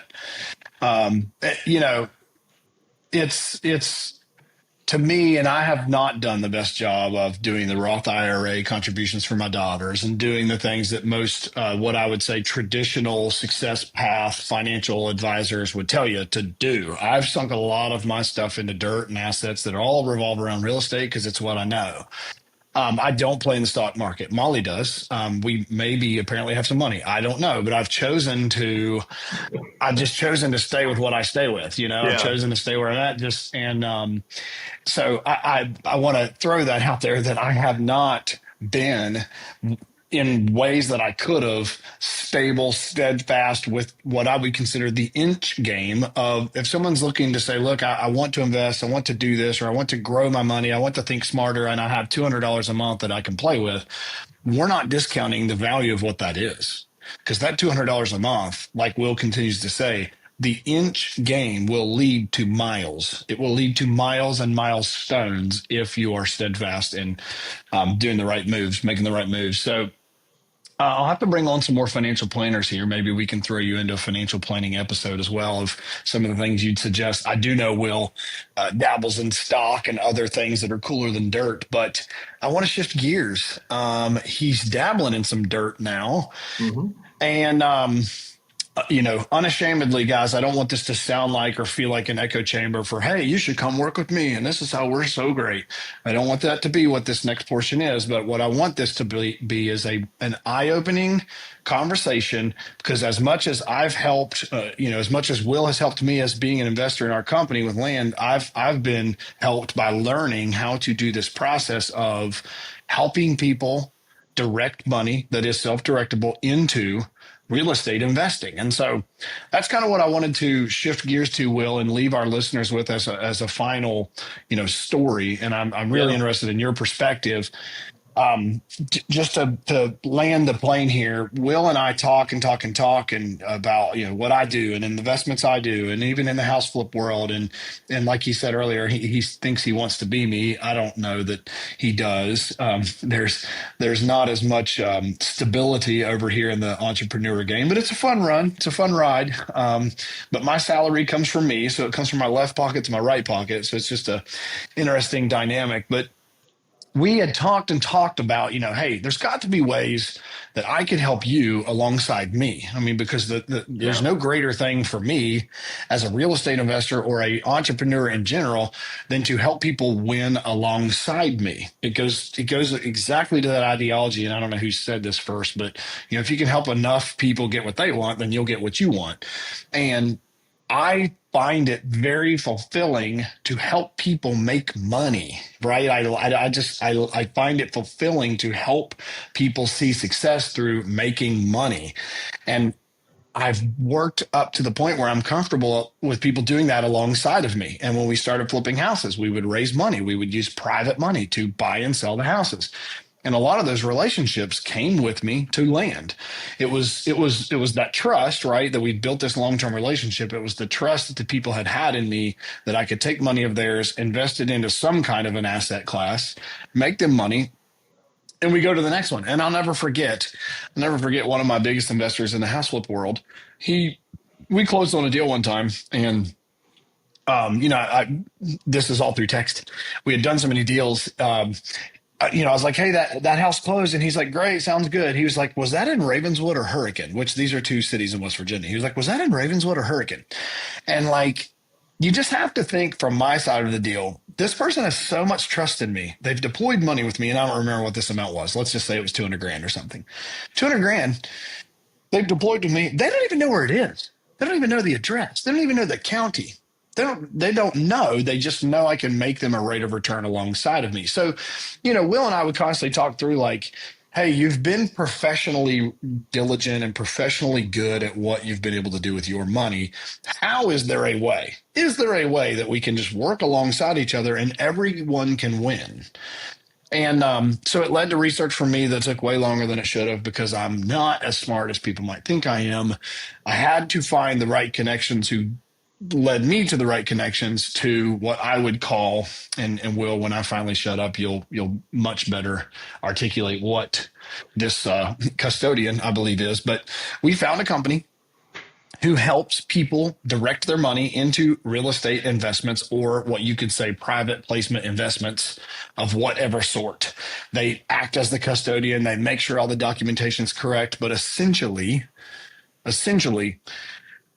they help people invest money that is self-directable, whether it be a 401k, IRA, I'm going to guess thrift savings plan, so TSP, anything that is self-directable that you have, they help you direct that into, invest that into a real estate asset or into an adventure with someone like myself who can offer a rate of return on the money.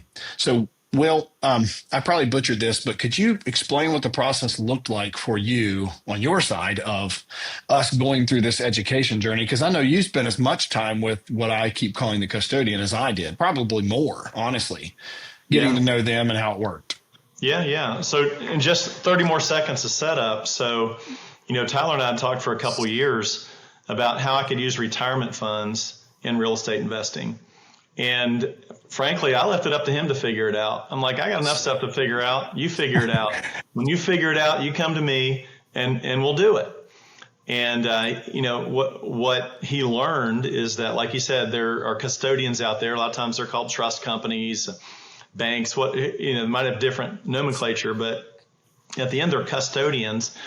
Because one of the things about investing IRA money is that the beneficiary, and that's me, I can't have, I can't directly benefit at the current time from that investment, because I'm not of an age where I can benefit from my retirement funds without tax consequences. So what the custodian does is it allows me to kind of send my money to them, and then they're the ones that are doing the financial transactions with Legacy Acres. So they're taking care of it. but I get to direct it. Tyler comes to me says, hey, we got this small farm. Would you be interested in being the primary investor in it? And I can say yes or no. And if I say yes, then the custodian takes money out of a traditional IRA and sends it to Tyler for him to use to buy the property. And what I would say is that, one of the things that I didn't want to do is use my emergency funds, my non-retirement assets for these investments. So that's why I was always getting on Tyler. You got to figure out a way for me to use my retirement money, because I've been putting in my 401k since 1992. Yeah, well, and that's a great point. Yeah, we don't want emergency funds over the course of, but you know what I mean. Over the course of 30 years, built up some significant assets in retirement accounts, and then like most people, I changed companies a couple times. Yep. So when you leave a company, you can take that 401k and roll it into an IRA and then invest it in whatever you want, versus being limited to the 401k investment options of the company, which many times is 5 to 10 mutual funds or something like that. Yeah. So imagine I've moved companies twice. I've rolled those 401k assets into an IRA, so it's a pretty significant amount of money there. And I'm just investing it into the stock market and traditional bonds, things like that, just like any normal investor would. But, I was looking to diversify, and real estate was an area where I wanted to diversify, but I just had no idea, how can I do that with my retirement assets? And so this custodian is kind of the conduit to being able to do that. And the thing that I love about it, and Tyler, here's where you can correct me if I'm wrong, but Tyler approaches me with a land opportunity, and if we agree to it, there's a mortgage where I'm the lender and Tyler's the borrower. And I shouldn't say I'm the lender. The William Hancock traditional IRA is the lender, and the custodian is listed as the custodian in the agreement. But that's just it's so simple as I'm thinking about it now, that money gets invested. When Tyler sells the property, a certain portion of those proceeds come back to my IRA. So I get the principal plus some interest, and then it's there ready for the next real estate investment. Yep. Right. Yeah. And the volatility thing, Will, that's what I just continue to hear from my stock market people. And I will call you guys the stock market people, whomever, is the volatility of waking up one day and it's like, oh my gosh, did you see that this dropped? Oh my gosh, did you see Bitcoin is dropping? Oh, and I just hear this volatile, just heartburn-y, fear. And for our deals, and I lead with this with anyone I talk to, is our deals are very boring. They're very boring. It's dirt. You're making the same interest rate when you go to bed as when you get up, and then we pay you back your interest rate when we sell.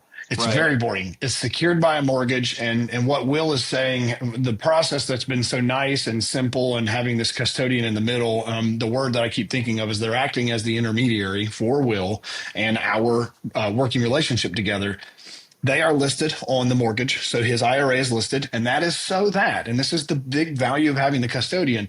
They are making sure that Will doesn't unknowingly, inadvertently create a taxable event for himself by being listed on anything personal, or receiving any personal funds, or anything that would create not only a taxable event for him, because the IRS would say, hey, you took money from your IRA and you received it personally, which is a personal, distribution. And that has also got penalties attached to it. So there's all this red tape that could happen, that the custodian, they are qualified, trained, built, legally bonded to maintain that relationship to where there is not a taxable event for Will. His IRA is listed as the mortgagee. Sorry, OR gives, EE receives. I always remind myself that. So they're listed that way. The promissory note is listed to his IRA. Will personally never sees the money. So the benefit to Will is like his IRA to anything else, is the income, the gain he's receiving is all tax free. He doesn't have to do a 1031 exchange. Right. Yeah, no tax. So, Will, you said 55. Correct me if I'm wrong. Does that mean at 59 and a half you can take your first distribution without a penalty? That's So right. he has 4.5 years that he can do whatever. And obviously he can keep going. But in 4.5 years, the money we're helping him make continues to grow. It's secured by dirt. It's the most, it's, to me, it's like the most boring, stable thing. Dirt hasn't gone down. Like I remember one guy telling me on the acres.com podcast, there was this big, in the 1980s where dirt had gotten overinflated and the price of commodities had gotten dropped to the bottom, so you had this weird land could have gone down period, but it's like a 6-month blip. Other than that, land has never gone down ever. And that was a very situational, almost a farmer-esque 2008. That was what was happening, was commodity and land price were just, everything was going, the Wild West was happening. And so you had this weird negative, influx of property value just dropping in the 80s. Obviously, I was born in 88, so it wasn't around to see this. But outside of that, in a 200-year window, land has statistically appreciated 7% a year. In the last 4 and 5 years, we can say it's been like 17%, but 7% has been your national average year in and year out. So if you just said, "Oh my goodness, Tyler or whomever as your partner in a land deal," flops and the deal flops, the property has appreciated on the low side 7% while it has sat there and done nothing. And of course, working with us, we're forcing appreciation, doing improvements, all these things. So, I feel like unashamedly, this would be my self plug that we're a pretty good, pretty stable partnership. And so for Will, the thing that I hope to continue to grow is, as we get deals that come along that are going to require not just Will, let's say we take Will's money, but we're going to need to pull together millions of dollars, let's say a development deal or just whatever that has, starts with land. We can now funnel and pull Will's IRA. We can pull other IRA, other 401ks, and the same custodians can help us almost syndicate, pull the deal together to get that thing closed. So anyway, if any of that is like, hey, I know enough to kind of know what you're saying, you'll be in the bucket that I'm in. I had to really rely on this custodian to walk through things for us and help better inform Will on what money he has that's self-directable and how does that work. And Will, I believe you even had a couple accounts where you ended up putting one into the other to streamline things, just little things that I'm sure that custodian probably had mentioned. Here's a better way to do this. Just like we've been talking about, it takes some work. I mean, there's a learning curve. I remember the first time I had to fill out the paperwork for the first deal that we did. Yep. And, it took a couple hours. I had to figure it out. Now I could do it in 10 minutes. So once you go through it once, though, it's pretty simple. And, there's multiple custodians out there too. Yeah. One little side note, interesting thing. About a year ago, I was at for the employer I work for, I was on a business trip and we were sitting around at dinner and I said, "Hey, tell the best investment learning you've had in the last year, and maybe it was the stock that you picked or whatever." And I told the table, I said, "I've learned about these self-directed IRAs. And, you find a custodian and you can invest pretty much in anything that you want to." One of my colleagues said, "Hey, I want you to send me the web address of this custodian so I can learn more." Now, he actually chose a different custodian. Okay. But in the last year, he's purchased an Airbnb with his IRA, and that's set up appropriately. And he's also part owner in a hotel in his hometown. and this is just all from a conversation. So it's pretty amazing, the different things. I know we've just scratched the surface with being able to buy like land and small farms and things like that. I mean, there are all kinds of things you can do with a self-directed IRA. Yeah. Well, but if you're on my podcast, you're only allowed to buy land with me. Sorry, can't let. No, true talk. There's truly so many things you can do. And the other thing I'll say, we could go on and on about this process, which I'll probably do a dedicated podcast. I'll bring on that custodian that we've worked with and just have her really talk through things, because I think Will would agree. This woman knows her stuff. Yeah. When you can really walk with comfortability, knowing that they're not getting answers to your questions, they can answer them right there. She's top notch. And of course, she was recommended to me by other real estate investors. the power of networking, this is how it works. But the thing that I would say I learned from her is that there are nuances of that partnership, and this is getting into the weeds. So let me disclaimer: I'm not a CPA or an attorney or anything that could be more legit here. But the earbuzz that I got from her that I haven't forgotten. Your friend's Airbnb made me think of this, is that you can be like, your IRA can be a member of an LLC that has a active, like an Airbnb, it has a active operation. Your IRA can be a member of that venture. You just can't yourself can't personally benefit from the financial gain of that activity. So, or stay in the Airbnb as a nice thing because your IRA is a partial owner. Sorry, but you can't stay there for the weekend. That would be inappropriate, Right. You definitely can't ever stay there. So, I'm just saying,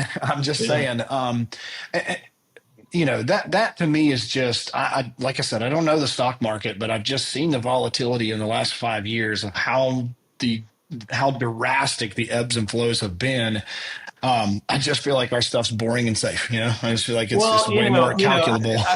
What I would say is, if real estate has ever dropped in value in a short period of time, it's usually low to mid single digits, and it's for a brief period before it comes back on again. I've more than once lost 50% in a stock investment. Have I lost 100% in a stock investment? Of course I have. Anybody who's invested in the stock market for 25, 30 years has done that. It's no fun. And, while am I going to get, a 60% return in a year from investing in land? No, but that's not my objective either. My objective is to grow the money that I have currently. When I'm close enough to retirement where I'm not looking to go into high risk investments or anything like that. Right. I'm looking for an above average return though, and for a consistent, safe return. And, at the end of the day, if Tyler, if you and I ended up falling out and you didn't meet your end of the bargain, I mean, there's stipulations in the contract where my IRA paid for that property. Yep. And they can foreclose. And I mean, there's so much protection. Yeah, exactly. And so it's a hard asset. And, for me, there is comfort in knowing that, I'm not just investing with Tyler or a person. My IRA owns the property. Yeah, 100%. That property is my IRA's and mine, you might say. And so I feel pretty comfortable with that, especially if I get to say yes or no on whether my money is used to buy said property or not.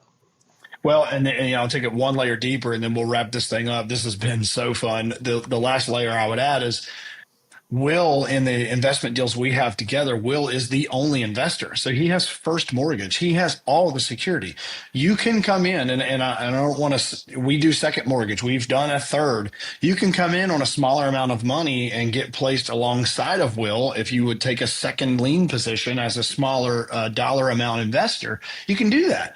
It just means, and the easy way to say it is, if there's an event of a tragedy, Will gets to eat first. Will eats first as first lien holder. Whatever's left, second lien holder gets. So it is a higher security risk. It is a way to get your money moving. And I utilize people at second lien position all the time.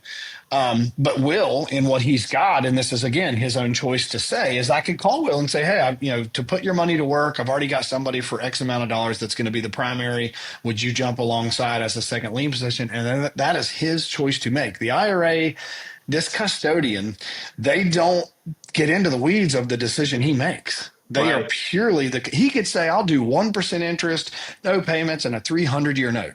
He could say that, and they have nothing to do with that. They are just part of the logistics. They have nothing to do with the negotiation of the deal. So it truly is his place to pick what his flavor and risk profile is. So anyways, Will, thank you for being on here. This has been amazing. Well, I got to say one more thing. I know you want to end this up. Go for it. One more thing. It's really important is that when you sell that property, that capital goes back with the custodian and is sitting there. Yep. And my expectation is that it's going to get reinvested again soon, because sitting there, I'm not making any money. Right. And so, one of the reasons I'll put in a plug for you, Tyler. Finally, after all this time, it's one reason. It's because Even though I bought a new truck, and I know you love what you do. I know you're actively looking for properties that are undervalued that you can invest in, improve, and as a result of that, I'm not concerned about my money sitting there not earning interest or whatever for an extended period of time. It might be a month or two or whatever. Right.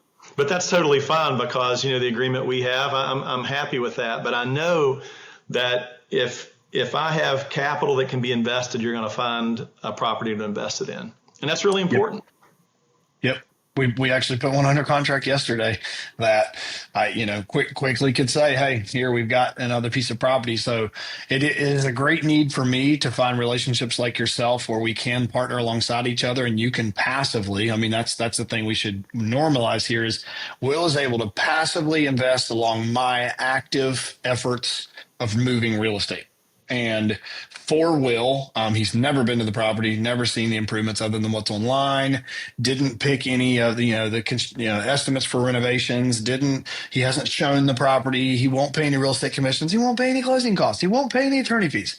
He literally gets to sit back and make money. And the other thing too, the exciting part for me that I get to talk about with Will soon is that I'm prepared to make sure that people like Will want to stay with me. And every time we do a deal, it's an open conversation about what is the return profile and, hey, let's go win together. And if I can't make you feel like you're winning, then obviously we won't be working together. So it's got to be a mutually beneficial partnership. And I appreciate it, man. I really do.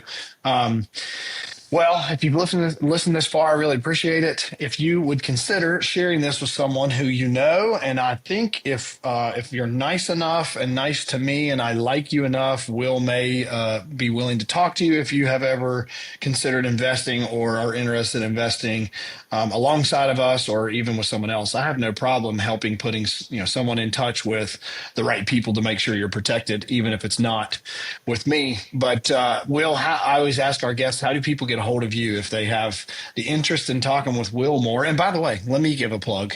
Will helped Will helped one of my employees years ago, and I've never forgotten this. So I don't know, maybe he can't do this anymore, but Will mentioned you're a type 1 diabetic, right?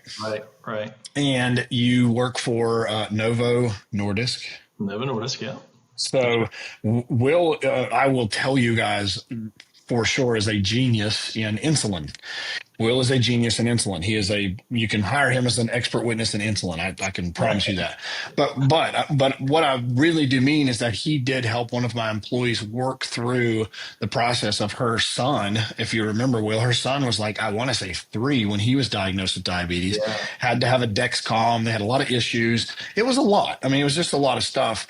And I know Will knows that space like really, really well, was hugely beneficial to me in that. So obviously, you can't blur the lines of whatever professionally the lines may be. But if you happen to have listened this far and are diabetic or recently diagnosed, he is a dude to know in the world. I guess that's all I can say. How do people get a hold of you, though?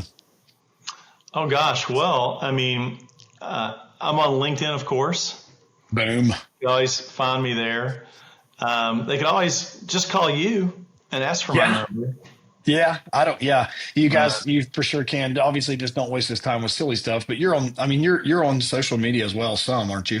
A little bit, yeah, a little bit. I mean, you can find me on Facebook if you made a post. It might be a couple weeks before I saw it. If you sent me a message on Messenger, I'd see it pretty quickly, though, I think. Boom. As he's scrolling through the marketplace listings, that message might come up.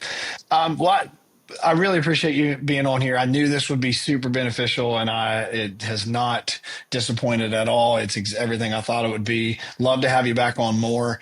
But thank you guys as listeners for listening. Of course, subscribe if that's what's appropriate. Follow the channel. Share this with your friends. Share it with your mom, actually. That would be great if you could share this episode with your mom, your cousin, the neighbor, people that like to kill deer, and good real estate agents. Share it with them for just the fun of it. And we'll see you on next week's episode of Legacy Through Land. Peace. And that's going to wrap up this week's episode. If you're finding value in this content, we'd love to hear from you. It'd mean a lot if you could share with us how this podcast is helping you on your journey and let us know of any topics you'd like us to cover in the future. Be sure to connect with us on all social platforms at Legacy Acres Land Co. and subscribe to stay updated on when new episodes drop. We hope you've enjoyed this week's episode of the Legacy Through Land podcast, and we'll see you next week.